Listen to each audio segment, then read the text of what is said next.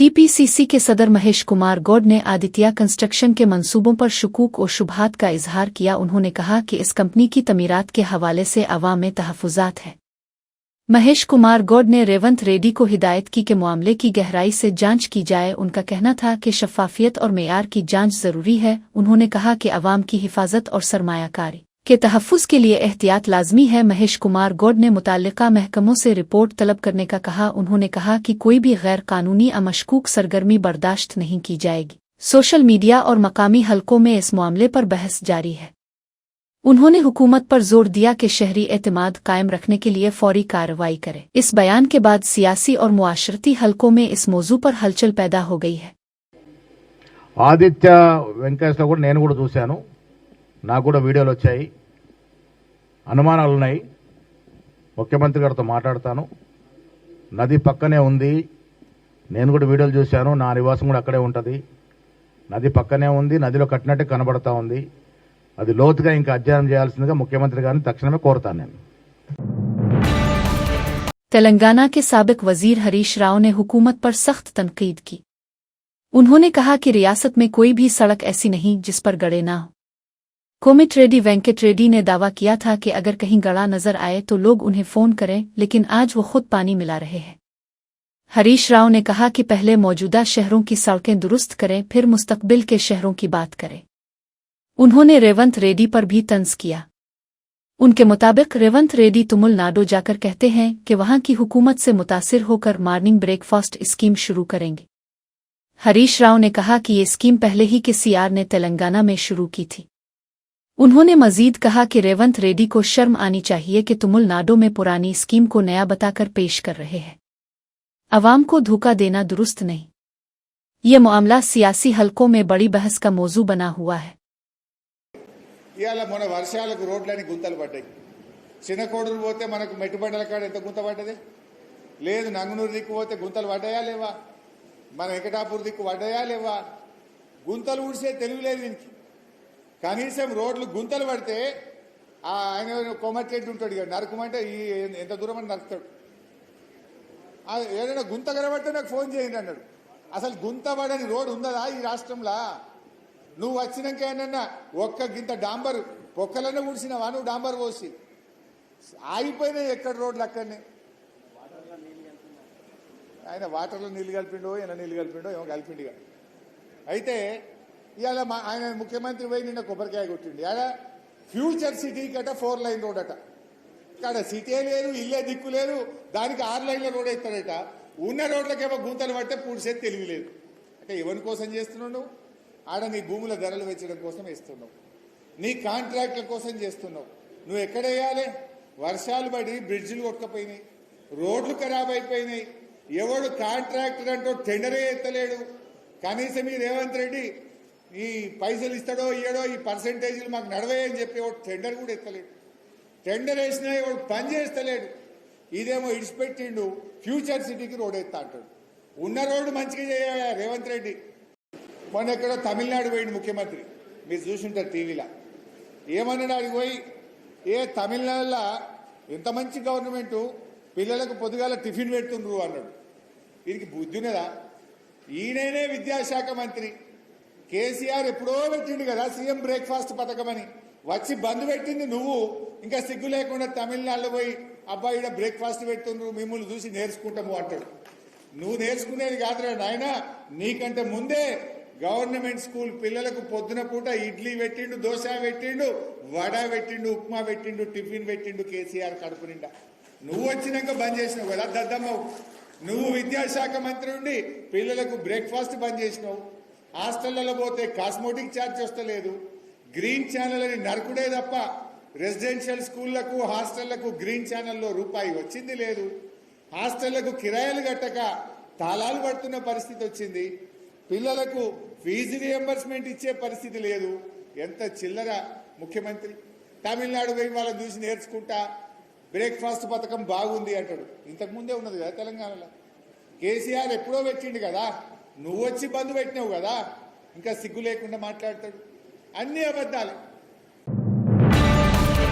BJP रुकन parliament ईटीला Rajendra ने मकामी इंतखाबात के हवाले से मुतनाज़ा बयानात दिए। उन्होंने उम्मीदवारों से कहा कि इंतखाबी मुहिम पर ज्यादा खर्च न करें। राजेंद्र ने खबरदार किया कि ये इंतखाबात कानूनी तौर पर चैलेंज हो सकते हैं। अगर अदालत उन्हें गैर आईनी करार दे तो सूरत हाल संगीन हो सकती है। उन्होंने सवाल उठाया कि महाराष्ट्र की तरह अगर इंतखाबात का अलदम करार पाएं तो क्या होगा। ईटीला राजेंद्र ने रियासत हुकूमत पर बीसी बरादरी के 42% रिजर्वेशन के नाम पर ड्रामाबाजी करने का इल्जाम लगाया। उन्होंने कहा कि मकामी इंतखाबात में जल्दबाजी से दावतों आ दीगर इकदामात न करें। महाराष्ट्र के केस का हवाला देते हुए बताया कि वहां हाई कोर्ट ने इंतखाबात को कालादम करार दिया। इसके नतीजे में इंतखाबी खर्च करने वाले उम्मीदवारों को भारी नुकसान उठाना पड़ा। उन्होंने सभी उम्मीदवारों को मोहतात रहने और कानूनी तकाज़ों का एहतराम करने की हिदायत दी। నేను చూసిన దగ్గర మీరు హైదరాబాద్ లో అక్కడక్కడ ఒక 2 రకాల దావతులు అయిపోయినాయి ఇప్పటికే. ఓకే. ఇవాళ ఎలక్షన్ అంటే మూలకి వెళ్ళిపోతారు.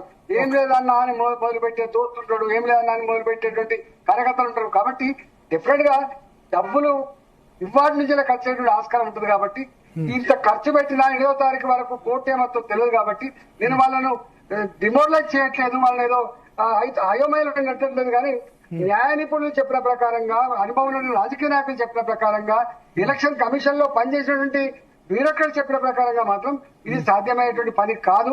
ఇది ఇట్లా జరగదని చెప్పి మాత్రం చెప్తున్నారు.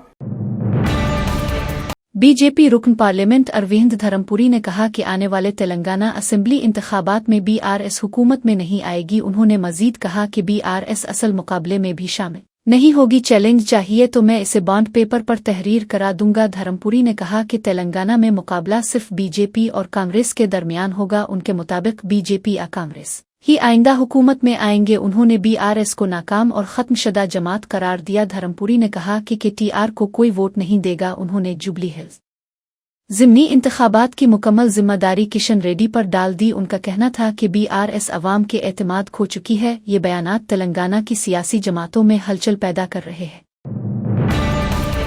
सीनियर आईपीएस अफसर सजनार वीसी ने हैदराबाद पुलिस के कमिश्नर का ओहदा संभाल लिया। उन्होंने गुज़िश्ता 4 साल टीजीएसआरटीसी के मैनेजिंग डायरेक्टर के तौर पर खिदमात अंजाम दी है।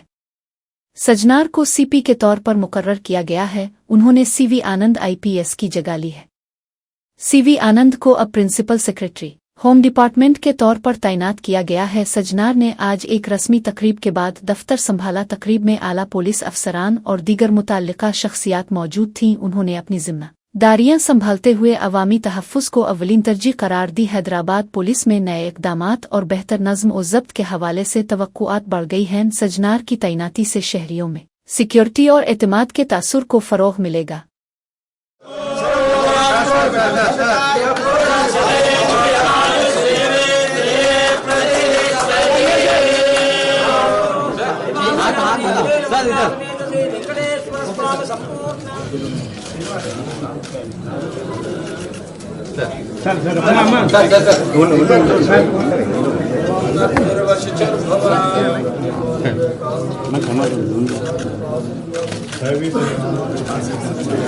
బాబు ఇక్కడయ్యా సార్ సార్ హియర్ నీకు బాగుంది నాకు బాగుంది నాకు బాగాలేదు మరి బాగుంది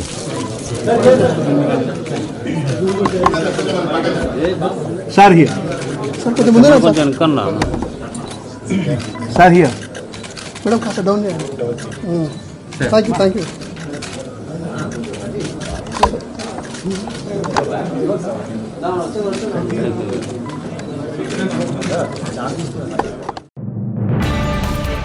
सीवी आनंद ने रियासत के होम डिपार्टमेंट में स्पेशल प्रिंसिपल सेक्रेटरी के ओहदे का चार्ज संभाल लिया। उन्होंने अपनी जिम्मेदारियां आज बाकायदा तौर पर शुरू की। चार्ज संभालने के बाद उन्होंने बावकार अंदाज में रियासती हुकूमत के चीफ सेक्रेटरी राम किशन राव से मुलाकात की। मुलाकात में महकमाना उमूर और मुस्तकबिल के मंसूबों पर तबादला ख्याल किया गया। सीवी आनंद ने महकमा हो के इंतजामी उमूर की निगरानी का वदा किया। उन्होंने कानून और नज़्म व ज़ब्त के फ़रोग़ पर जोर दिया। चार्ज संभालने की तकरीब में दीगर आला अफसरान भी मौजूद थे। उनकी तैनाती से महकमा हो में नए इक़दामात की तवक्कुआत हैं। सीवी आनंद ने अवाम की हिफाजत को अव्वलीन तरजीह देने का अज़्म किया। रियासती हुकूमत ने उनकी खिदमात पर एतमाद का इजहार किया।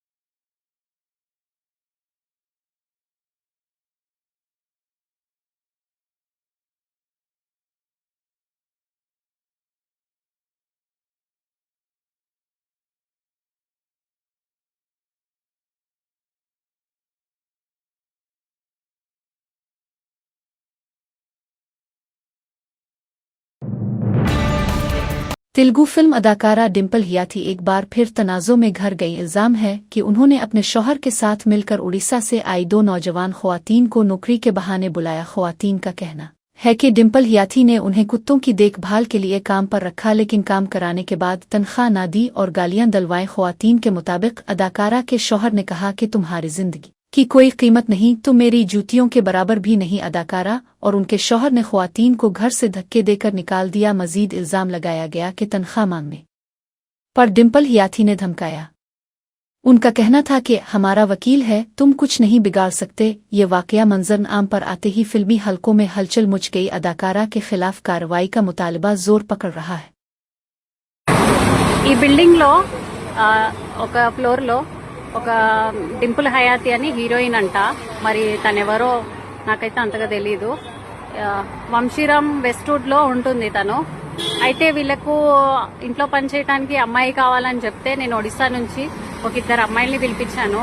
వాళ్ళ డాగ్స్ కేర్ చేసుకోవాలి అని చెప్పింది, కుక్కల్ని చూసుకోవాలని చెప్పింది. సరే అని పిలిపించాను. తీరా చూస్తే 2 రోజులు బాగానే చూసుకున్నారు. 3వ రోజు వాళ్ళ ఆయనని ఉసగలిపి పంపించేసింది. వాళ్ళ ఆయన పాపము, నువ్వు నా చెప్పులకి వాల్యూ లేదు, నా షూస్ వాల్యూ లేదు, నువ్వెంత, నీ బతికెంత అనేసి మాటలు మాట్లాడుతున్నాడు. ఇది కరెక్ట్ కాదండి. అండ్ పైనుంచి ఫుడ్ సరిగా పెట్టకపోవడము, పైనుంచి ఆ హీరోయిన్ అనే ఆమె నాకు చాలా గలీజ్గా మాటలు అన్నది. సో ఇగో ఈ పిల్లలు ఇప్పుడు ప్రస్తుతానికి ఇక్కడ ఉన్నారు. ఈ పిల్లల పరిస్థితి ఇట్లున్నది. వీళ్ళని ఏం చేద్దాం అనుకుంటున్నారో ఏమో. మరి జీతం ఇయ్యలేదు, చేయించుకున్నారు పని. మళ్ళీ నా మొగుడు అడ్వకేట్, నన్ను ఎవరేం పీకలేరు అనేసి అంటుంది. కొంచెము చూసి ఈ పోస్ట్ని ఎక్కడి దాకా వెళ్తుందో మరి మీరే కొంచెం హెల్ప్ చేయండి ప్లీజ్. అందరినీ నేను వేడుకుంటున్నాను, హెల్ప్ చేయండి ప్లీజ్. 2 अक्टूबर को दिसरा के मौके पर जीएचएमसी के दायरा कार में तमाम गोश्त की दुकानें बंद रहेंगी। यह दिन गांधी जी की यौम पैदाइश के साथ दिसरा की खुशियां भी मनाया जाएगा। गोश्त के शौकीन शहरी इस फैसले से मायूस है। जीएचएमसी के अफसरान ने तमाम गोश्त की दुकानों को बंद करने की हिदायत दी। मुताल्लिका अमले को निगरानी करने के लिए तैनात किया जाएगा। इस अक़दाम का मकसद मजहबी और अवामी तकरीबात के दौरान नज़्म और ज़ब्त बरकरार रखना है। मकामी लोग दुकानों की बंदिश के बाइस मुतबादिल इंतजामात कर रहे हैं। बाजार में आम सारिफीन को इस बारे में आगाह किया गया है। ये पाबंदी पूरे जीएचएमसी इलाके में नाफिज होगी। शहरियों से अपील की गई है कि वो इस दिन गोश्त खरीदने की कोशिश न करें। आंध्र प्रदेश की होम मिनिस्टर विंगलिपावडी अनीता ने कम उम्र लड़कों को सख्त वार्निंग दी। ये 9 उम्र लड़के सकोटी पर खतरनाक स्टंट्स करते हुए पकड़े गए। सड़कों पर उनके करतब अवाम के लिए खतरा बन गए थे। पुलिस ने फौरी कार्रवाई करते हुए उन बच्चों को हिरासत में लिया। होम मिनिस्टर ने उनके वालिदैन को भी तलब करके सख्त हिदायतें दें। उन्होंने कहा कि नाबालिग बच्चों को गाड़ियां देना गैर कानूनी है। हादसात और जानी नुकसान उन्हीं लापरवाहियों की वजह से बढ़ते हैं। उन्होंने वालिदैन को बच्चों पर खुसूसी नज़र रखने का मशवरा दिया। पुलिस को हिदायत दी गई कि इस तरह की हरकत पर कड़ी कार्रवाई करें। होम मिनिस्टर ने अवाम से अपील की कि ट्रैफिक कवानीन की पाबंदी लाजमी करें।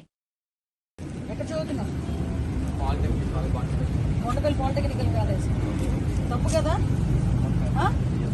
యాక్సిడెంట్ ఏదైనా అయితే పరిస్థితి ఏంట్రా మీకు?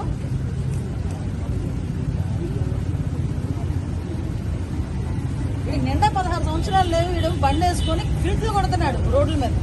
మళ్ళీ ఆ నెలకథలు వేసుకొని కూర్చోండి. అదే పోలీస్ వెహికల్ వెళ్తుంది, వెనకథలో పోలీస్ వెహికల్ వస్తుంది. దానిపై సంగతి తెలుసు.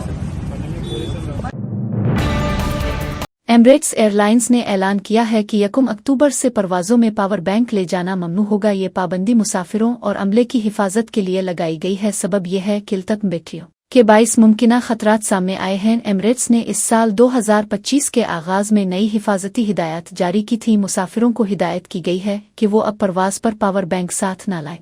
इस पाबंदी में तमाम किस्म के पावर बैंक शामिल हैं। एयरलाइन ने मुसाफिरों से ताउन की दरख्वास्त की है। नई हिदायत के मुताबिक किसी भी खिलाफ वर्जी पर सख्त कार्रवाई की जाए।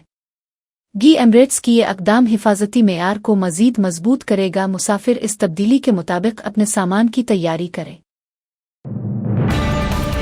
गंटूर में एक मोहब्बत करने वाले जोड़े ने रेल के नीचे गिरकर जान दे दी। गोबी कृष्णा और लक्ष्मी परयानका दोनों 20 साला और NRIIT कॉलेज के तीसरे साल के बीटेक तलबा थे। वो काफ़ी अरसे से एक दूसरे से मोहब्बत कर रहे थे। अपने ताल्लुक को शादी में बदलने के लिए उन्होंने 5 सितंबर को पिठप्पुरम पुलिस से मदद तलब की। दोनों के वालिदैन को बुलाने के बावजूद शादी के लिए रजामंदी नहीं मिली। मायूस होकर जोड़ा ये फैसला कर गया कि वो खुद अपनी जिंदगी का खात्मा करेंगे। 27 सितंबर को गोबी कृष्णा गंटूर से मारुकापुरम जाने वाली रेल के सामने खड़ा हो गया। अगले दिन लक्ष्मी परयानका ने इसी जगह लकंची जाकर खुदकुश कर ली। रेलवे पुलिस के मुताबिक दोनों ने मोहब्बत के मामले में जहनी दबाव की वजह से ये कदम उठाया। ये वाकया इलाके में गम और सदमे की लहर पैदा कर गया।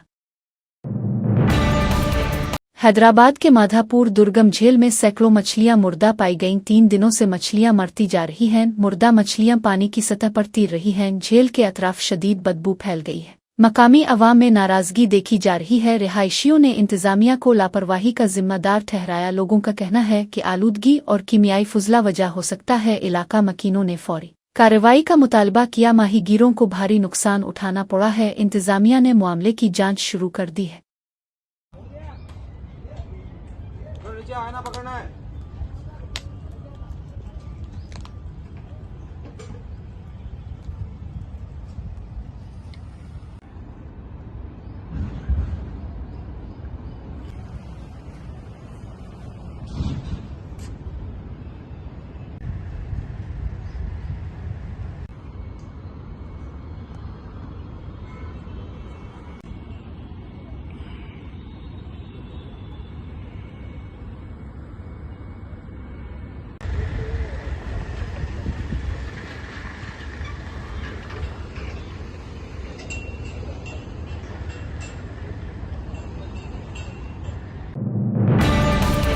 आंध्र प्रदेश में एक शख्स शिवानी का हाई टेंशन टावर से गिरकर जाँ बहक हो गया। वाकया तिरुपति जिला के गोरोवराजुपली गांव के करीब पेश आया। शोयनी नशे की हालत में तकरीबन 220 केवी बिजली के तारों को पकड़कर ऊपर चढ़ा। आधी रात को इसने टावर पर बैठकर खतरनाक हरकतें की। सुबह मकामी लोगों ने पुलिस को इत्तला दी। पुलिस और मकामी अफराद ने इसे नीचे लाने की कोशिश की। इस दौरान शिवानी तारों को पकड़ते हुए झूलता रहा और आखिरकार नीचे गिर गया। पकड़ने के बावजूद गिरने से इसे शदीद चोटें आईं। इसके बाद इसे फौरी अस्पताल ले जाया गया जहां वो दम तोड़ गया। पुलिस ने वाकये की तफ्तीश शुरू कर दी है और हादसे की वजूहात मालूम कर रही है।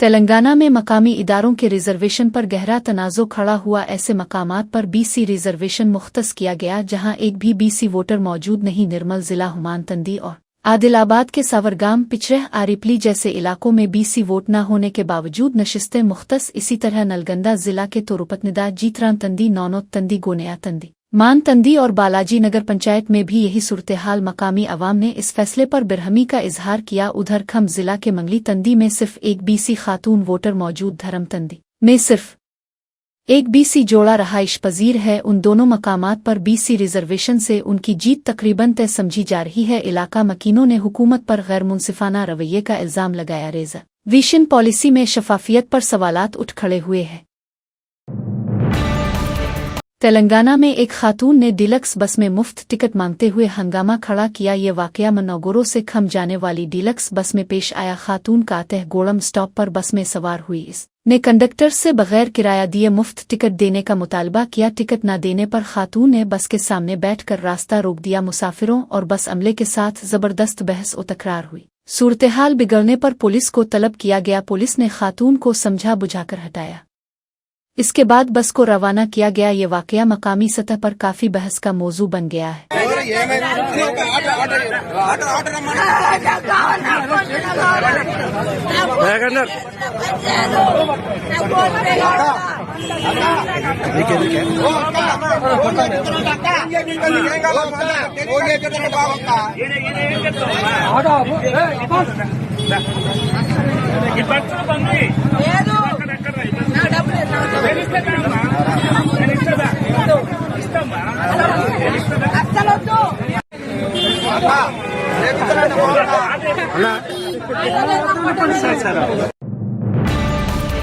कालेश्वरम मंसूबे में बेकायदगियों पर मुजनलस कमीशन ने अपनी जांच मुकम्मल कर ली है। रिपोर्ट में बताया गया है कि कुछ हुक्काम ने बदउनवानी में मुलव्वस होने के शवाहिद दिए हैं। मुजनलस ने इस मंसूबे में करप्शन की रोकथाम की कोशिशों को भी नोट किया। एंटी करप्शन ब्यूरो का कहना है कि हुकूमत की तरफ से उन्हें कोई हिदायत मौसूल नहीं हुई। इससे कबल मुजनलस पीसी घोष कमीशन और NDS national dam safety authority की तहकीकात मुकम्मल हो चुकी है। हुकूमत ने हालिया असेंबली इजलास में तमाम रिपोर्ट्स की बुनियाद पर सीबीआई के जरिए तहकीकात करने का फैसला किया। कानूनी माहिरीन के मुताबिक सीबीआई की तहकीकात के बाद किसी और इदारे को मुदाखलत का मौका नहीं मिलेगा। ये फैसला कालेश्वरम मंसूबे की शफाफियत और जवाबदेही को यकीनी बनाने के लिए किया गया। हुकूमत ने अवाम को एतमाद दिलाने के लिए इस मामले में सख्त इक़दामात करने का ऐलान किया। सीबीआई की तहकीकात की बुनियाद पर मुस्तकबिल में किसी भी गैर कानूनी सरगर्मी का सुराग लगाया जाएगा। बीआरएस के एमएलसी और मरूफ शायर और मुसन्निफ गोरटी वेंकनुआ को एजाजी डॉक्टरेट अता किया गया। डॉक्टरेट की ये डिग्री अम्बेडकर यूनिवर्सिटी ने अपने 26 कॉन्वोकेशन में दी। रियासती गवर्नर जिष्णु देव शर्मा ने गोरटी वेंकनुआ को एजाज पेश किया। ये एजाज उनकी शानदार अदबी खिदमात के एतराफ़ में दिया गया। गोरटी वेंकनुआ ने अवामी मसाइल और जिदोजहद पर नुमाया लिखा है। उनकी तहरीरें समाजी शऊर और जिदोजहद की अक्कास समझी जाती हैं। यूनिवर्सिटी ने कहा कि वो नई नस्ल के लिए एक तहरीक हैं। तकरीब में तलबा और मुअज़्ज़िज़ीन की बड़ी तादाद शरीक हुई। गोरटी वेंकनुआ ने इस एजाज़ को अवाम और अदब के नाम किया। उन्होंने मज़ीद अदबी और समाजी खिदमत जारी रखने का अज़्म किया। कुनो अदाकार दर्शन को जेल में दहशतगर्द सेल में अकेला रखा गया है। इसे नाक़िस सहूलियात के बाइस अज़ियतें दी जा रही हैं। वकील ने अदालत में कहा कि दर्शन को बिस्तर और तकिया जैसी बुनियादी सहूलतें नहीं दी गईं। इसे दूसरों के इस्तेमाल शुदा बिस्तर और तकिया दिए गए। इसी वजह से दर्शन को इन्फेक्शन हो गया है। वकील ने फौरी सहूलियात फराहम करने की अपील की। कमरा कैद की हालत को नार्को के मुतरादिफ करार दिया गया। अदालत में दोनों जानिब से दलाइल सुने गए। सिविल कोर्ट ने समाअत मुलतवी करने का ऐलान किया। अब केस की अगली समाअत 9 अक्टूबर को होगी। तमिलनाडु के करोर में स्टाम्पेड वाकया में हलाकतों की तादाद 41 तक पहुंच गई। ये हादसा अदाकार विजय की पार्टी टीवी की रैली में पेश आया। इंतजामी कोताही को इस सानहे की बड़ी वजह करार दिया गया। पुलिस ने वाकया की मुकम्मल तहकीकात शुरू कर दी है। इस मामले में टीवी के पार्टी के 2 ओहदेदारान को गिरफ्तार किया गया। करोर जिला के टीवी के सेक्रेटरी वीपी मथी जेगन पुलिस की गिरफ्त में आए। साथ ही करोर टाउन कोऑर्डिनेटर पवन राज को भी हिरासत में लिया गया। उन दोनों पर लापरवाही और बदनज़मी के इल्जामात आयद किए गए। मकामी अवाम ने भी इस हादसे पर शदीद गम और गुस्सा जाहिर किया। रियासती हुकूमत ने मुतासिरा खानदानों को इमदाद देने का ऐलान किया।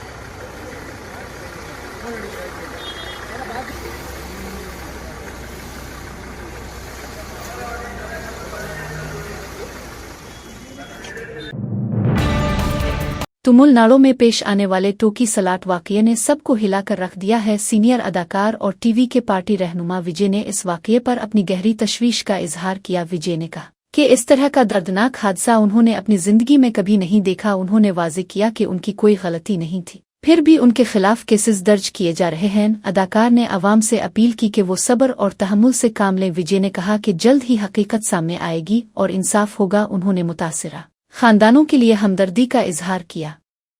वाकया में मुतअद्दिद अफराद जख्मी और हलाक हुए थे, जिसने पूरे इलाके को सदमे में डाल दिया। विजय ने कहा कि कानून अपना काम करेगा और जिम्मेदारों को सजा मिलेगी। उन्होंने यकीन दिलाया कि वो अवाम और पार्टी के साथ मिलकर सूरत-हाल को बेहतर बनाने की कोशिश करेंगे। அது மனசில் ரொம்ப ஆழமாக இருக்கும் அந்த எண்ணம். அதனால தான் இந்த அரசியல் காரணங்கள் எல்லாத்தையும் தவிர்த்துட்டு ஒதுக்கி வச்சுட்டு மக்களுடைய சேஃப்டி மட்டும் மைண்டில் வச்சுக்கிட்டு அதுக்கான இடங்களை சூஸ் பண்ணுறது, அதுக்கான இடங்களை பார்த்து பெர்மிஷன் கேட்குறது, போலீஸ் டிபார்ட்மெண்ட்டில் அதை ரிக்வெஸ்ட் பண்ணி கேட்போம். ஆனால் நடக்கக்கூடாதது நடந்துருச்சு. நானும் மனுஷன் தானே. அந்த நேரத்தில் அத்தனை பேர் பாதிக்கப்பட்டு இருக்கும்போது எப்படி அந்த ஊரை விட்டுட்டு என்னால் கிளம்பி வர முடியும்? நான் திரும்ப அங்கே போகணும்னு இருந்துச்சுன்னா அதை ஒரு காரணம் காட்டி அங்கே வேறு சில பதட்டமான சுச்சுவேஷன்ஸ், வேறு சில அசம்பாவிதங்கள் அந்த மாதிரி எதுவும் நடந்துடக்கூடாதுன்றதுக்காக தான் நான் அவாய்ட் பண்ணேன். இந்த நேரத்தில் சொந்தங்களை இழந்து தவிக்கிற அத்தனை குடும்பங்களுக்கும் என்னுடைய ஆழ்ந்த இரங்கலை தெரிவிச்சுக்கிறேன். எனக்கு தெரியும் என்ன சொன்னாலும் இது ஈடேயாகாதுன்னு எனக்கு தெரியும். ஹாஸ்பிட்டலில் ட்ரீட் பண்ணிகிட்ருக்கிற எல்லாருமே சீக்கிரமாக க்யூர் ஆகி வரணுன்றதை இந்த நேரத்தில் நான் வேண்டிக்கிறேன். கூடிய சீக்கிரமே உங்கள் எல்லாரையும் நான் சந்திக்கிறேன். இந்த நேரத்தில் எங்களுடைய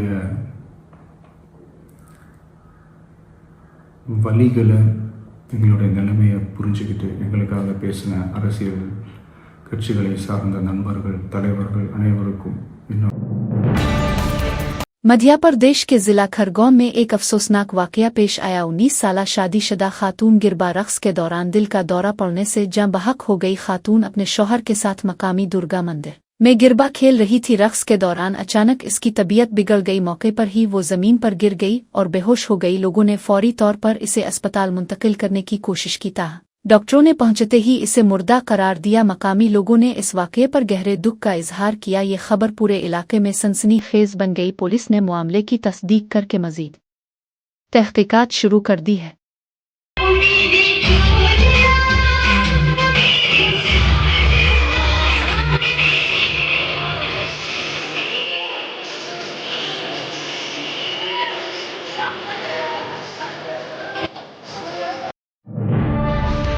गोवा से सूरत जाने वाली परवाज में ताखीर पर गुजराती मुसाफिरों ने हवाई अड्डे पर गिरबा डांस किया। मुसाफिरों ने अपने वक्त को खुशगवार बनाने के लिए ये इक़दाम किया। हवाई अड्डे के अमले ने स्पीकर सीट अप करके उनकी मदद की। परवाज के ताखीर का सबब तकनीकी मसला बताया गया। गुजराती सकाफत के इस रंगीन मुजाहरे ने दीगर मुसाफिरों की तवज्जो हासिल की। लोगों ने मुसाफिरों की तवानाई और जोश की तारीफ की। कुछ मुसाफिरों ने मोबाइल से इस लम्हे की वीडियोज़ भी बनाए। हवाई अड्डे पर खुशगवार माहौल पैदा हो गया। ये वाकया सोशल मीडिया पर वायरल हो गया। परवाज़ बाद में मामूल के मुताबिक रवाना हुई और मुसाफिर मंजिल को पहुंचे।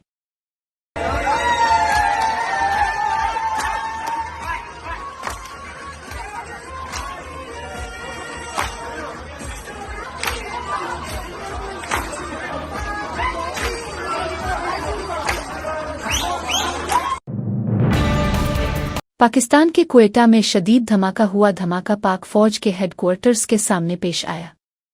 इस धमाके में इब्तिदाई तौर पर 5 अफराद हलाक हुए हैं। मुतअद्दिद अफराद शदीद जख्मी हुए हैं और अस्पताल में जेर इलाज हैं। वाकये में कई गाड़ियां और दीगर वसाइल तबाह हो गए। हुक्काम ने इलाके को सील करके तहकीकात का आगाज कर दिया। मुमकिना तौर पर हलाक शुदगान की तादाद में इजाफा हो सकता है। जख्मियों को फौरी तिब्बी इमदाद फराहम की जा रही है। सिक्योरिटी फोर्सेज मौके पर पहुंचकर सूरत-हाल पर काबू पा रही हैं। वाकये की तहकीकात जारी हैं और आवाम से हिफाजती हिदायत पर अमल करने की अपील की गई है।